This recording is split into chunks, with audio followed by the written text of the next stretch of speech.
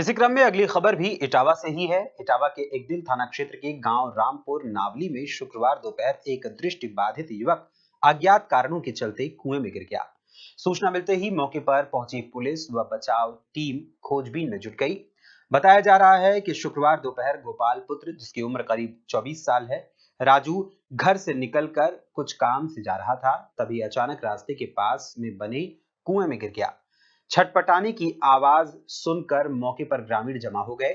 सूचना मिलते ही मौके पर पहुंची थाना पुलिस के साथ फायर सर्विस की टीम कुएं में खोजबीन करने में जुट गई। करीब 3 घंटे की कड़ी मशक्कत के बाद युवक के शव को कुएं से बाहर निकाला गया। शव देखते ही परिजनों में चीख पुकार मच गई। मृतक 3 भाइयों में मझला भाई था। बेटे की मौत से पिता राजू गोयल और भाइयों समेत परिवारजनों का रो रो कर बुरा हाल है।